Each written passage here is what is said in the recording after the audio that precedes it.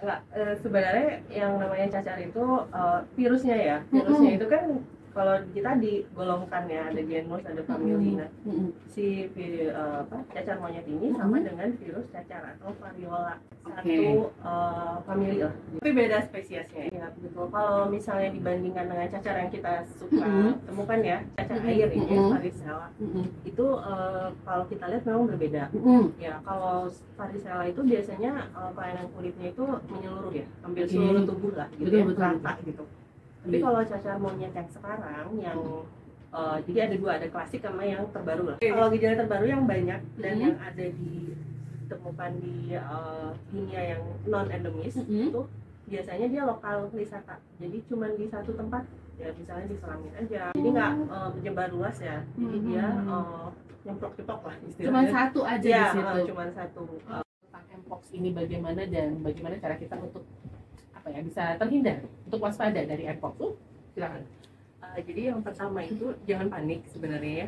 Karena nggak semua kelainan kulit itu mpox. Karena semua sekarang datang padahal cuman kelainan kayak kita bilang pyoderma ya, bakteri aja gitu ya. Nah terus datangin tuh ini saya takut ini mpox gitu ya. Karena jadi panik kan, ya terus jadi overthinking. Ya yang jelas sih harus datang dulu aja ke dokternya, dilihat.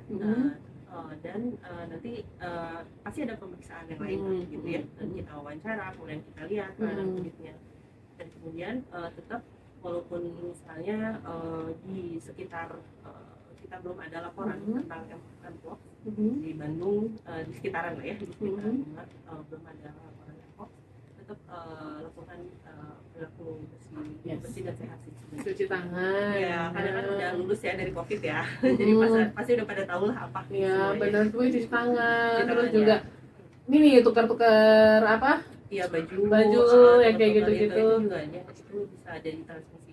Sering banget sih yang datang ya. Aduh, ini saya mpox bukannya gitu ya. Jujur sih selama saya praktek tuh saya belum pernah melihat langsung mpox gitu ya, belum pernah melihat langsung. Kita hanya dikasih lihat gejala-gejala yang ada di rumah sakit rujukan gitu ya. Nah terus jadi si gejala itu sebenarnya mirip ya, tapi yang penting sih jangan overdiagnose dulu, karena jadi panik ya orang ya. Terus apalagi misalnya dia dicerita ke teman sebelahnya gitu ya, ke tetangga gitu. Nah itu bahaya. Jadi yang jelas datang dulu aja, ya, karena yang bisa ngelihat ini perbedaannya kemungkinan suspect probable gitu, itu adalah sebenarnya dokter kulit atau dokter penyakit dalam ya, atau dokter kandungan bisa gitu. Jadi bisa sih, dokter umum juga bisa sebenarnya. Oke. Kalau ada cacar itu kan lain aja gitu ya. Iya benar itu tuh gimana tuh? Sebenarnya kalau sekarang sih udah ada vaksin ya untuk cacar air sendiri ya, untuk cacar air.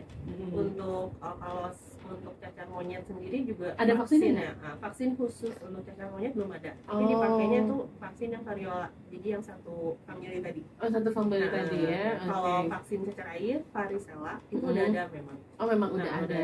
Memang tidak mencegah, tapi dia pada saat misalnya kena nih, misalnya lagi banyak di sekolahan nih, banyak kan biasanya gitu ya, satu anak kena, semua kena gitu ya. Iya betul. Nah, dia mungkin gejalanya akan bisa nggak bergejala atau ringan banget gejalanya. Tapi nular. Sebenarnya kalau cacar monyet itu kan dia maksudnya kelainan kulitnya ya, dia putih, terus di bagian tengahnya itu dia ada warna hitam kan. Betul.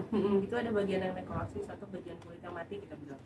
Jadi memang kemungkinan besar karena virulennya lebih tinggi, jadi dia merusak kulitnya. Itu kan karena adanya lenting ya kita bilang. Lenting itu kan karena ada kerusakan di situ ya, ada peradangan dan lain-lain karena virusnya. Mungkin peradangan yang di cacar monyet ini lebih tinggi, sehingga sampai kulitnya itu nekrosis. Jadi radang bisa dibilang. Kita bilangnya deballooning sama nekrosis. Deballooning itu karena memang membulat gitu ya, membentuk balon gitu ya. Ini kalau dia udah masuk ke komplikasi sebenarnya. Sama aja sama COVID ya, sama semua. COVID juga kan virus ya penyebabnya. Terus ada yang memang bisa isolasi di rumah, ada yang bisa harus di rumah sakit. Sama ini juga. Jadi kalau misalnya dia udah sampai komplikasi, nanti kan dilihat tuh sama dokternya ini rumah sakit kah gitu, atau hanya isolasi di rumah biasa bisa. Jadi isolasi itu yang membedakan